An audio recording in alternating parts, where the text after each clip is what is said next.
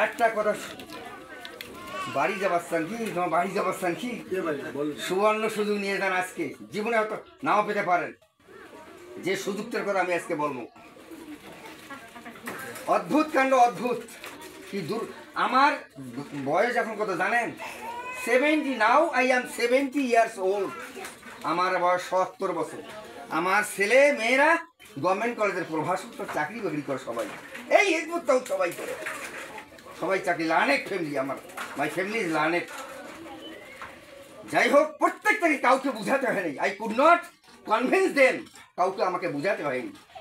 তারা এমনি এমনি আল্লাহ রহমদুল্লাহ। আব্বা যেটা আছে, আব্বার জীবনে ভালো জিনিস ছাড়া ধরে না, অটোমেটিক্যালি হয়ে গেছে। আমি আজকে আপনাদেরকে বেহেশতের একটা সুসংবাদ দেই। খোদার কসম, এই মাটি ধরে বলতেছি, এই কথাটা যদি গ্রহণ করেন, আল্লাহর কসম আপনারা জান্নাতি হবেন। শোনেন, আল্লাহ রসুল একদিন সাহাবারা বলতেছে, আল্লাহ রসুল কি, ইয়া রাসূলুল্লাহ, হে আচ্ছা আমরা জান জীবন দিয়ে স্ত্রী পুত্রকে হারায়, সম্পত্তি হারালাম, ইসলাম কায়েম করার জন্য জিহাদ করলাম, তো এর চেয়ে আমাদের চেয়ে আরো কি শেষ জামানায় ভালো মানুষ হবে? আর কোন মানুষ আছে ভালো, যারা সব কিছু দিয়ে দিন ইসলাম কায়েম করছে? আরো কি ভালো মানুষ হবে? ডেঞ্জারাস প্রশ্ন নয় না? আল্লাহর হাবিব একটু চুপ ছিলেন, মাথা হেড করে, থামো, তোমাদের চেয়ে আরো উৎকৃষ্ট মানের মানুষ সেদিন জন্মাবে, উৎকৃষ্ট শেষ জামানায় উৎকৃষ্ট মানুষ হবে, তোমাদের সে মর্যাদা আল্লাহর কাছে তাদের বেশি হবে। করেন সুবহানাল্লাহ। অদ্ভুত কাণ্ড। সাহাবী আবু উবাইদা জিজ্ঞাসা করলো, আল্লাহ রাসূল, ইয়া রাসূলুল্লাহ, কেমনি হবে, কেমনি ওই লোকে সেই জামানার মানুষের মর্যাদা এরকম হবে? ও ইউ ডু নট নো, তুমি জানো না? জানাচ্ছি, আই এম নোয়িং ইউ, আমি তোমাকে জানাচ্ছি। কথা বলবেন না, কথা বলবেন না। আজকে খুব মূল কথা গেছি আমি, অল্প সময়ের ভিতরে শেষ করে দেবো, তোমাদের সময় লস হয় নাই। ওই যে একটু আরেকটা বললেন, সূরা ইমরানের ভেতরে আছে, মারা গেলে জান্নাতে যাবেন। আজকের এই ফিল্ডে, এমন এক ফিল্ডে আসছেন, তো কেমনি হবে? আল্লাহ রসুলকে বলতেছে, ইয়া আল্লাহ রসুল ওই আবু উবাইদাকে বলছে, আবু উবাইদা, আমি মোহাম্মদ আল্লাহ রসুল বেঁচে আছি, আমাকে দেখে দেখে তোমাদের নেতা আছে বেঁচে, দেখে দেখে প্রেরণা পাচ্ছ, এই জন্য জেহাদে গেছো।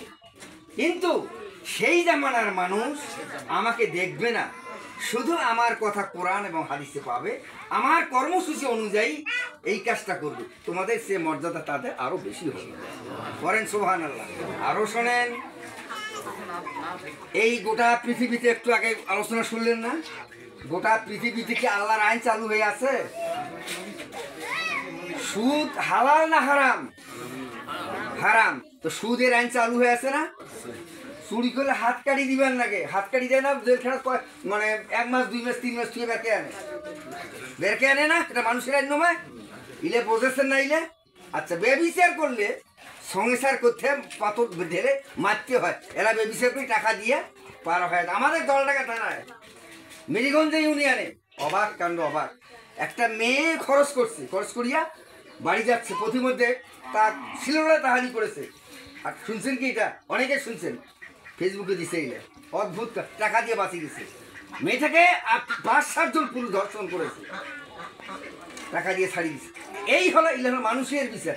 একটা ধর্ষণকারীকে যদি সংসার করে হয়তো মারা হইতো, ওর কথা শুনে আর জীবনে কেমন যাইতো, ভালো হইতো না? তাহলে আল্লাহর আইন সমাজে নাই। এই যে আইনটা আছে, এই আইনটা হলো মানুষের গড়ানো আইন। এইটাকে বলা হয় দাজ্জালীয় আইন, এইটাকে বলা হয় দাজ্জালীয় আইন। দাজ্জাল, দাজ্জাল মানে চাকচিক্যময় প্রচারক। এরা দুনিয়ার মানুষকে ভালো ভালো দেখায়, কিন্তু ভেতরে ওরে আইন চলছে। মানুষ সেখান থেকে শুভ জিনিস না পেয়ে খারাপ জিনিস পায়। এইটা হলো দাজ্জালীয় আইন। এই আইনটা আল্লাহ রসুল বলতেছে যে দাজ্জালকে যারা প্রতিহত করে আমার আইন, আল্লাহর আইনকে চালু করার চেষ্টা করবে ঐক্যবদ্ধ হয়ে, সে 2 জন শহীদের মর্যাদা পাবে, 2 জন শহীদের মর্যাদা পাবে। সেই শহীদ 2 জন কারা কারা? বদর আর উহুদ। বদরের যুদ্ধ কিন্তু প্রথমে হয়েছে, এরপরে উহুদ যুদ্ধ। এই যুদ্ধে যদি আল্লাহ, রসুল এবং সাহাবারা হেরে যাইতো, আজকে ইসলাম নামে যে কথাটা আমরা বলতেছি এটা কি পাইতাম? ইসলাম জনমের মতো স্তব্ধ হয়ে যেত। তাই ওরা শহীদ, বদর আর উহুদের শহীদের মর্যাদা এই জামানার মানুষ পাবে যদি ঐক্যের বন্ধনী হয়ে এইটাকে প্রতিহত করার চেষ্টা করে। সুবহানাল্লাহ।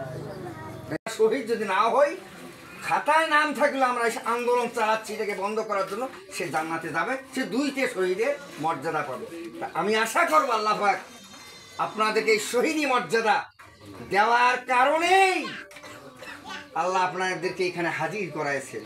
আল্লাহ বলছে আমি জানি না, তোমরা বলে যাবে আল্লাযিনা ইয়াস্তামিউনাল কাওলা, যারা মনোযোগ সহকারে কথা শুনে, ভালো করে শোনেন,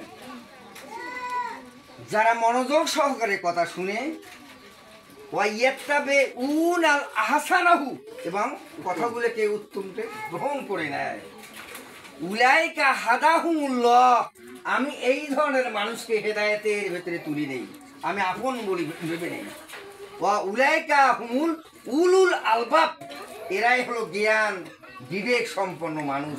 আমি এতক্ষণ ধরে আপনাদের এখানে আসার পর যে জিনিস অবজার্ভ করেছি, আমার মনে হয়, আমার দৃঢ় বিশ্বাস, আল্লাহ পাক এখানে ফেরেশতা নাযিল করে দিয়েছে। একটা মানুষ, একটা মেয়ে মানুষ, একটা বাচ্চাও চুচা করে নাই, মনোযোগ সহকারে শুনেছে। ভেবে নিয়েন যে আপনাদেরকে আল্লাহ পছন্দ করেছে। আমি এই পর্যন্তই আমার আলোচনা শেষ করছি। ফর্ম পূরণ করে আল্লাহর রহমতে সবাই চলে যান।